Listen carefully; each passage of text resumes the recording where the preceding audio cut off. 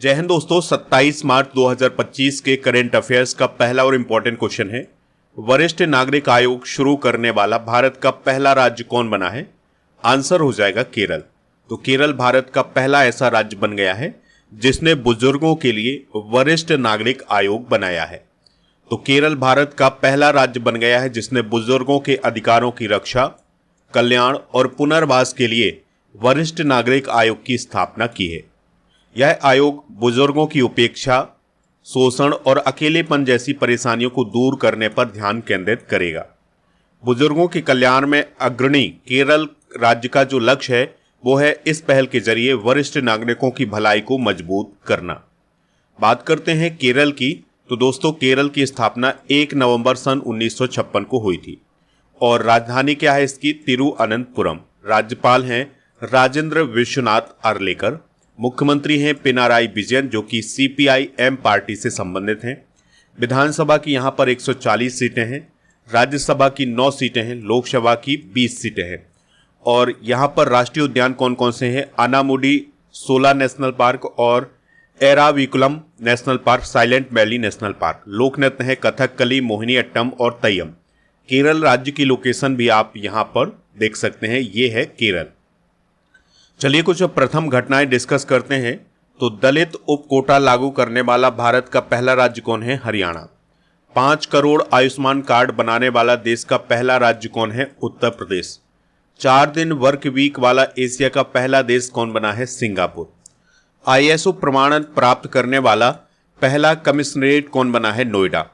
Meningitis का टीका पेश करने वाला दुनिया का पहला देश कौन बना है? नाइजीरिया। अंतरिक्ष की यात्रा करने वाले पहले भारतीय पर्यटक कौन बने हैं? गोपी थोटाकुरा। विश्व का पहला शाकाहारी शहर कौन बना है? पालीताना, जो कि भावनगर गुजरात में है। देश की पहली अंडर वाटर मेट्रो की शुरुआत कहां की गई है? कोलकाता। BSF की पहली महिला स्नाइपर कौन है? सुमन कुमारी। और गर्भपात को संवैधानिक अधिकार का दर्जा देने वाला पहला देश कौन है? फ्रांस। चलिए अगला क्वेश्चन डिस्कस करते हैं। विश्व में सर्वाधिक दूध उत्पादन करने वाला देश कौन बना है? आंसर हो जाएगा इंडिया। तो दोस्तों इंडिया में सबसे ज्यादा मिल्क प्रोडक्शन हो रहा है। ठीक है, तो दुनिया में सबसे ज्यादा मिल्क प्रोडक्शन करने वाला देश कौन बना है? भारत बना है। भारत लगातार 1998 से दूध उत्पादन में प्रथम स्थान पर बना हुआ है। भारत वैश्विक दूध उत्पादन में 25% का योगदान देता है, यानी कि पूरी दुनिया में जितना मिल्क प्रोडक्शन होता है उसका 25% प्रोडक्शन कहाँ होता है? भारत में होता है। 2023-24 में भारत का कुल दूध उत्पादन 239.2 मिलियन टन रहा है। पिछले 10 वर्षों में दूध उत्पादन में 63.56% की वृद्धि हुई है। दोस्तों भारत में प्रति व्यक्ति दूध की उपलब्धता पिछले दशक में 48% तक बढ़ी है। भारत के बाद दूध उत्पादन में अमेरिका का नंबर है, फिर चाइना, फिर पाकिस्तान, फिर ब्राजील। उत्तर प्रदेश, राजस्थान, मध्य प्रदेश, गुजरात और पंजाब मुख्य रूप से भारत में दूध उत्पादन में अग्रणी राज्य हैं, यानी कि इन राज्यों में सबसे ज्यादा मिल्क प्रोडक्शन होता है। 1970 में ऑपरेशन फ्लड शुरू किया गया था जिससे भारत में दूध उत्पादन बढ़ा था और भारत दूध उत्पादन में आत्मनिर्भर बना था। दोस्तों जो ऑपरेशन फ्लड शुरू हुआ था इसमें सबसे महत्वपूर्ण भूमिका निभाई थी डॉक्टर वर्गीज कुरियन ने, इसलिए इन्हें भारत में श्वेत क्रांति का जनक भी कहा जाता है और इन्हें मिल्क मैन ऑफ इंडिया के नाम से भी जाना जाता है। अगला क्वेश्चन है, किस देश ने न्यू डेवलपमेंट बैंक यानी NDB में शामिल होने की घोषणा की है? आंसर हो जाएगा इंडोनेशिया। तो इंडोनेशिया ने अभी हाल ही में ये कहा है कि वो अब न्यू डेवलपमेंट बैंक में शामिल होने वाला है। न्यू डेवलपमेंट बैंक को हम ब्रिक्स बैंक के नाम से भी जानते हैं क्योंकि इस बैंक की स्थापना ब्रिक्स देशों के द्वारा की गई थी। तो इंडोनेशिया ने ब्रिक्स समूह द्वारा स्थापित न्यू डेवलपमेंट बैंक में शामिल होने पर सहमति व्यक्त की है। वर्तमान में न्यू डेवलपमेंट बैंक में 8 सदस्य हैं। अगर इंडोनेशिया NDB में शामिल हो जाता है तो वह इस बैंक में सदस्य बनने वाला 9वां देश बन जाएगा। ठीक है, यानी अभी 8 सदस्य हैं, अगर इंडोनेशिया और शामिल होता है NDB में तो इस प्रकार से NDB में 9 सदस्य हो जाएंगे।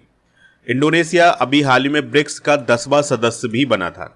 ठीक है, यानी कि इंडोनेशिया ब्रिक्स में शामिल होने वाला 10वां सदस्य है और वो न्यू डेवलपमेंट बैंक में शामिल होने वाला 9वां सदस्य बन जाएगा। ठीक है, इंडोनेशिया दोस्तों दक्षिण पूर्व एशिया का पहला ऐसा देश है जो कि ब्रिक्स में शामिल हुआ है। दोस्तों बात करते हैं ब्रिक्स की, तो इसका फुल फॉर्म होता है ब्राजील, रसिया, इंडिया, चाइना और साउथ अफ्रीका। देखिए 2006 में इसकी अनौपचारिक रूप से स्थापना हुई थी, तब इसे ब्रिक कहा जाता था, जिसमें ब्राजील, रसिया, इंडिया और चाइना शामिल था। और पहली इसकी औपचारिक रूप से बैठक हुई थी 16 जून 2009 को। तो ऐसा माना जाता है कि इसकी औपचारिक रूप से स्थापना 2009 में हुई थी, जब इसकी पहली बैठक हुई थी। और जो पहली बैठक हुई थी यह रूस के एकातेरिनबर्ग में हुई थी। फिर इसके बाद 2010 में इसमें साउथ अफ्रीका शामिल हो गया था। तो पहले ये ब्रिक था, फिर 2010 में ये ब्रिक्स बन गया था।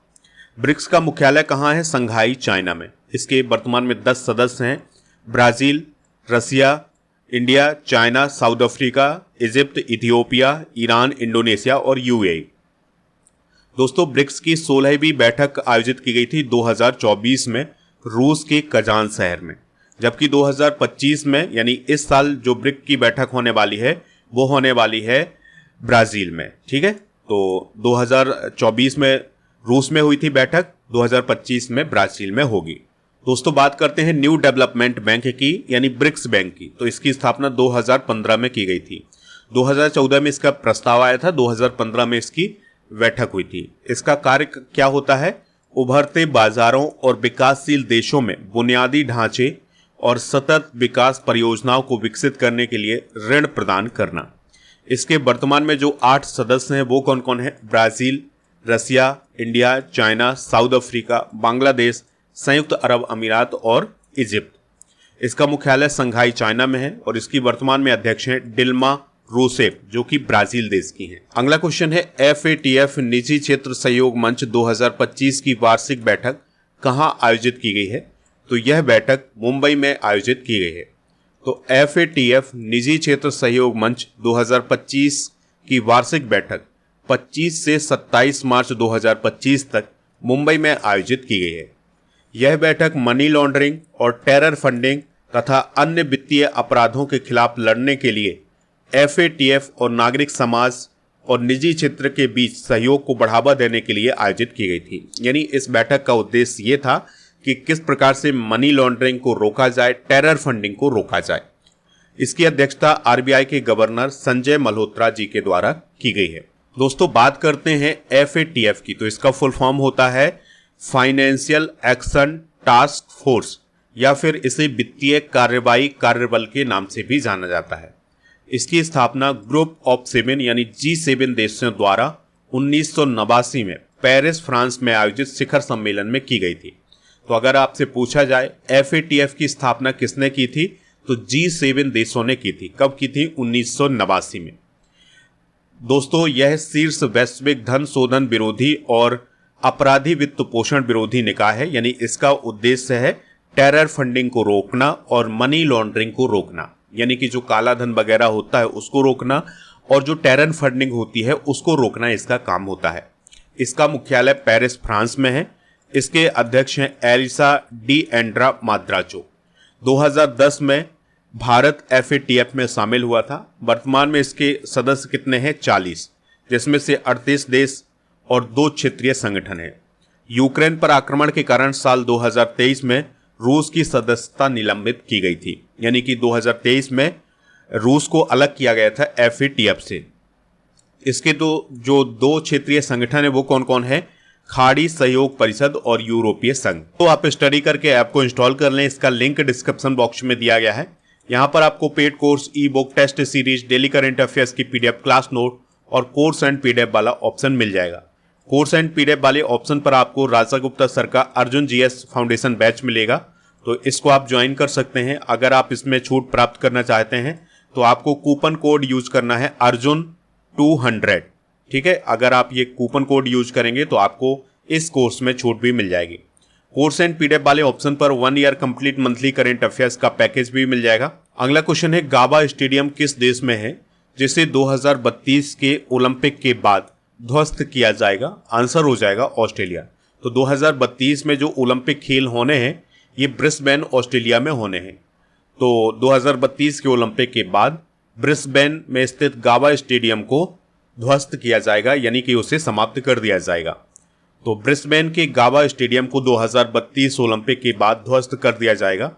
इसके अलावा विक्टोरिया पार्क में क्रिकेट और अन्य खेलों के लिए 60,000 की क्षमता वाला एक नया स्टेडियम बनाया जाएगा। ठीक है, यानी विक्टोरिया पार्क में एक नया स्टेडियम बनाया जाएगा और ब्रिस्बेन का जो गावा स्टेडियम है उसे ध्वस्त किया जाएगा। आपको याद रखना है कि 2032 में ग्रीष्मकालीन ओलंपिक खेल ऑस्ट्रेलिया के ब्रिस्बेन शहर में आयोजित किए जाएंगे और यह ऑस्ट्रेलिया में ओलंपिक खेलों का तीसरा आयोजन होगा। इससे पहले 1956 और सन 2000 में भी ओलंपिक खेल ऑस्ट्रेलिया में आयोजित हो चुके हैं। अगला क्वेश्चन है, ICC elite panel of umpire में किस भारतीय को शामिल किया गया है? आंसर हो जाएगा नितिन मेनन को। तो जो भी अंपायर इसमें शामिल हो जाते हैं वो आईसीसी की प्रतियोगिताओं में अंपायरिंग करते हैं। ठीक है, तो इसमें नितिन मेनन को शामिल किया गया है। नितिन मेनन के अलावा इस पैनल में अलाउद्दीन पालेकर और एलेक्स वार्क को भी शामिल किया गया है। इसके अलावा जयरामन मदन गोपाल को इमर्जिंग पैनल में पदोन्नत किया गया है, जो अब विदेशी टेस्ट और वनडे में भी अंपायरिंग कर सकते हैं। तो ये हैं जयरामन मदन गोपाल और ये हैं नितिन मेनन। ठीक है, तो ये भी अब दोस्तों विदेशी टेस्ट मैचों में और वनडे में अंपायरिंग कर सकते हैं। आईसीसी की बात करें तो इसकी स्थापना 15 जून सन 1909 को हुई थी। मुख्यालय इसका दुबई यूएई में है और इसके मेंबर हैं 108, उपाध्यक्ष हैं इमरान ख्वाजा और महाप्रबंधक हैं वसीम खान। अगला क्वेश्चन है, किस राज्य के मुख्यमंत्री ने गंगा और शारदा नदी कॉरिडोर की घोषणा की है? आंसर हो जाएगा उत्तराखंड। तो उत्तराखंड के सीएम है पुष्कर सिंह धामी, तो उन्होंने गंगा और शारदा नदी कॉरिडोर बनाने की घोषणा की है। तो उत्तराखंड के मुख्यमंत्री पुष्कर सिंह धामी ने धार्मिक पर्यटन को बढ़ावा देने और तीर्थ यात्रियों के लिए सुविधाओं में वृद्धि करने के लिए गंगा और शारदा नदी कॉरिडोर को विकसित करने की घोषणा की है। तो इसके माध्यम से भारत और विदेश से आने वाले श्रद्धालुओं के लिए अधिक सुलभ हो जाएगा, यानी बहुत आसानी हो जाएगी अगर ये 2 कॉरिडोर बन जाते हैं। इस पहल का उद्देश्य है उत्तराखंड की सांस्कृतिक विरासत को संरक्षित करते हुए एक प्रमुख आध्यात्मिक गंतव्य के रूप में इसकी स्थिति को मजबूत करना। उत्तराखंड की बात करते हैं तो 9 नवंबर सन 2000 को इसकी स्थापना हुई थी और यह उत्तर प्रदेश से अलग होकर बना था। देहरादून इसकी राजधानी है। गुरमीत सिंह इसके राज्यपाल हैं। मुख्यमंत्री है पुष्कर सिंह धामी जो कि बीजेपी के हैं। विधानसभा की यहाँ पर 70, राज्यसभा की 3 और लोकसभा की 5 सीटें हैं। नेशनल पार्क कौन कौन है? जिम कार्बेट, नंदा देवी, राजाजी, फूलों की घाटी, गंगोत्री, गोविंद राष्ट्रीय उद्यान और प्रमुख बांध है टिहरी बांध जो कि भागीरथी नदी पर स्थित है। चलिए कुछ प्रमुख योजनाएं डिस्कस करते हैं। तो मुख्यमंत्री एकल महिला स्वरोजगार योजना उत्तराखंड में शुरू की गई है। निर्भया कढ़ी योजना ओडिशा में शुरू की गई है। वीरांगना योजना शुरू की गई है ओडिशा में। मो गोल्हा जिया यानी मेरी प्यारी बेटी योजना ओडिशा में शुरू की गई है। दीनदयाल उपाध्याय भूमिहीन कृषि मजदूर कल्याण योजना छत्तीसगढ़ में शुरू की गई है। वांगलार वारी आवास योजना पश्चिम बंगाल में। दीपम 2.0 निःशुल्क सिलेंडर योजना आंध्र प्रदेश में और निजुत मोइना योजना असम सरकार के द्वारा शुरू की गई है। अगला क्वेश्चन है, 2014-15 और 2023-24 के बीच देश में कितनी वन भूमि को गैर वनीय उपयोग के लिए हस्तांतरण किया गया है? आंसर हो जाएगा 1734 वर्ग किलोमीटर। तो भारत सरकार के अनुसार पिछले 10 वर्षों में यानी कि 2014-15 से लेकर 2023-24 के बीच 1734 वर्ग किलोमीटर वन भूमि को विकास और गैर वनीय उपयोग के लिए हस्तांतरण किया गया है। इसका मतलब ये हुआ कि जो राज्य सरकारें हैं उन्होंने वन वाली भूमि को हस्तांतरित किया है, यानी कि उसको डेवलपमेंट के लिए उपयोग किया है। तो मध्य प्रदेश में सबसे ज़्यादा गैर वनीय भूमि का हस्तांतरण किया गया है। हस्तांतरण की गई भूमि का उपयोग बुनियादी ढांचे का निर्माण, खनन आदि के लिए किया जाता है। दोस्तों, केंद्र सरकार की अनुमति के बिना किसी भी वन भूमि को किसी अन्य उपयोग के लिए नहीं बदला जा सकता है। तो राज्य सरकार पहले केंद्र सरकार से इसकी अनुमति लेते हैं, फिर उस वन भूमि को एक्वायर करते हैं और उस पर डेवलपमेंट वाले कार्य करते हैं। सबसे अधिक वन भूमि का हस्तांतरण करने वाले राज्यों की अगर हम बात करें तो मध्य प्रदेश टॉप पर है, जिसने 385.52 वर्ग किलोमीटर भूमि को अपने अंडर में लिया है। फिर उसके बाद ओडिशा, फिर तेलंगाना, गुजरात, अरुणाचल प्रदेश, राजस्थान, फिर महाराष्ट्र है। दोस्तों, 2023 की एक रिपोर्ट कुछ समय पहले जारी की गई थी जिसको भारत वन स्थिति रिपोर्ट 2023 कहा जाता है। तो तो उसके अनुसार भारत में कुल 8,27,357 वर्ग किलोमीटर भूमि पर जंगल है, जो कि देश के कुल एरिया का 25.7% है। अगला क्वेश्चन है, हाल ही में किसी नीति आयोग का पूर्णकालिक सदस्य नियुक्त किया गया है? तो राजीव गौबा जी अभी हाल ही में नीति आयोग के पूर्णकालिक सदस्य नियुक्त किए गए हैं। जो राजीव गौबा हैं वो पूर्व कैबिनेट सचिव हैं भारत सरकार के। वह 1982 बैच के झारखंड कैडर के IAS ऑफिसर हैं। उन्होंने 2019 से लेकर 2024 तक भारत के कैबिनेट सचिव के रूप में काम किया हुआ है। बात करते हैं नीति आयोग की, तो इसकी स्थापना 1 जनवरी 2015 को हुई थी और यह भारत सरकार का थिंक टैंक होता है। इसके अध्यक्ष होते हैं भारत के प्रधानमंत्री। उपाध्यक्ष हैं वर्तमान में डॉक्टर सुमन बेरी और CEO हैं VVR सुब्रमण्यम। दोस्तों, नीति आयोग में 4 पूर्णकालिक सदस्य होते हैं। तो इसमें पहला नाम है डॉक्टर विजय कुमार सारस्वत का, दूसरा नाम है प्रोफेसर रमेश चंद का, तीसरा नाम है डॉक्टर विनोद पॉल का और अभी चौथे सदस्य के रूप में राजीव गौबा जी शामिल हुए हैं। नीति आयोग में कुछ अंशकालिक सदस्य भी होते हैं जो कि प्रमुख शिक्षाविद होते हैं, अनुसंधानकर्ता होते हैं, विशेषज्ञ होते हैं। विशेष आमंत्रित सदस्य भी होते हैं जो सरकार द्वारा विदेश नीति विशेषज्ञों को आमंत्रित किया जाता है। ठीक है, तो दोस्तों ये सभी फैक्ट आप नोट कर लें। अगला क्वेश्चन है, 21वीं पशुधन गणना कब समाप्त होने वाली है? तो 31 मार्च 2025 को समाप्त होने वाली है। तो 21वीं पशुधन गणना की शुरुआत हुई थी 25 अक्टूबर 2024 को और 31 मार्च 2025 तक 21वीं पशुधन गणना पूरी होने की संभावना है। दोस्तों, ये जो पशुओं की गणना की जा रही है उसमें 15 प्रजातियों को शामिल किया गया है। इसमें भैंस, बकरी, भेड़ ये सभी शामिल किए गए हैं। इसका उद्देश्य देशी और विदेशी नस्लों का डेटा एकत्रित करना। पहली पशुधन गणना भारत में हुई थी 1919 में और 20वीं हुई थी 2019 में और अब 21वीं 2024-25 में हो रही है। अगला क्वेश्चन है, यूनाइटेड वर्ल्ड रेसलिंग एशिया के ब्यूरो सदस्य के रूप में किसे चुना गया है? आंसर हो जाएगा संजय सिंह को। तो दोस्तों, भारतीय कुश्ती महासंघ के अध्यक्ष हैं संजय सिंह। तो उन्हें अभी हाल ही में यूनाइटेड वर्ल्ड रेसलिंग यानी UWW एशिया के ब्यूरो सदस्य के रूप में चुना गया है। यूनाइटेड वर्ल्ड रेसलिंग यानी UWW की बात करें तो यह कुश्ती के खेल के लिए एक अंतर्राष्ट्रीय गवर्निंग बॉडी है।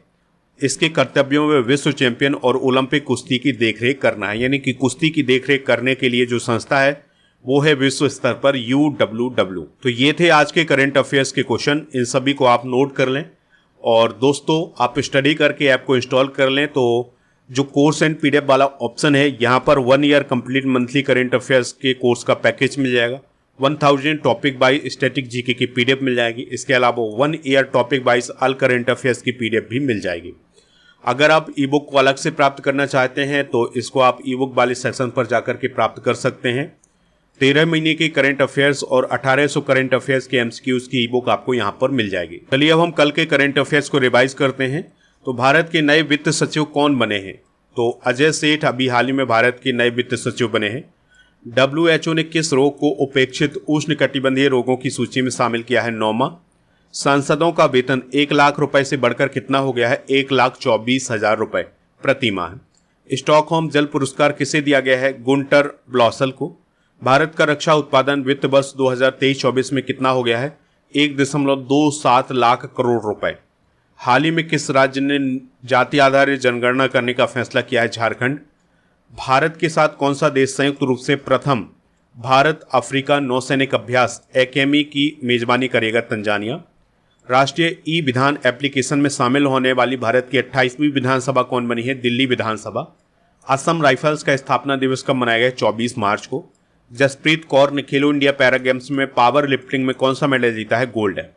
दोस्तों, भारतीय संविधान की समितियां डिस्कस करते हैं तो प्रारूप समिति के अध्यक्ष थे BR अम्बेडकर। संघ शक्ति समिति के अध्यक्ष थे जवाहरलाल नेहरू। संघ संविधान समिति के अध्यक्ष थे जवाहरलाल नेहरू। प्रांतीय संविधान समिति के अध्यक्ष थे वल्लभ भाई पटेल। मौलिक अधिकारों पर सलाहकार समिति के अध्यक्ष थे वल्लभ भाई पटेल। हाउस कमेटी के अध्यक्ष थे V पट्टाभी सीतारमैया। भाषा समिति के अध्यक्ष थे मोतुरी सत्यनारायण और राष्ट्रीय ध्वज पर तदर्थ समिति के अध्यक्ष थे राजेंद्र प्रसाद। वित्त और कर्मचारी समिति के अध्यक्ष भी कौन थे? डॉक्टर राजेंद्र प्रसाद। दोस्तों, कल के करंट अफेयर्स में आपसे पूछा गया था कि वर्तमान में भारत के कैबिनेट सचिव कौन है, तो वो है टीबी सोमनाथन। तो लगभग सभी लोगों ने इसका आंसर बताया हुआ है टीबी सोमनाथन। आज आपके लिए क्वेश्चन है, बेंजामिन नेतन्याहू किस देश के प्राइम मिनिस्टर हैं? जो भी इसका राइट आंसर हो कमेंट बॉक्स में आप जरूर बताएं। आप स्टडी करके ऐप को इंस्टॉल करेंगे तो यहाँ पर आपको ये सभी ई बुक मिल जाएंगी, जो कि ज्योग्राफी, पॉलिटी, हिस्ट्री, साइंस, ये सभी ई बुक हैं। तो ये हिंदी इंग्लिश दोनों मीडियम में है, इसको आप प्राप्त कर लें। इसके अलावा ये कोर्स भी आप प्राप्त कर सकते हैं जो आपको दिखाई दे रहे हैं। इसमें इंग्लिश का फाउंडेशन बैच है, एसएससी का फाउंडेशन बैच है, जीके जीएस का फाउंडेशन बैच मिल जाएगा। इसके अलावा एमपी के सभी एग्जाम के लिए आपको कोर्स ऐप पर मिल जाएंगे, तो इन सभी को आप प्राप्त कर सकते हैं।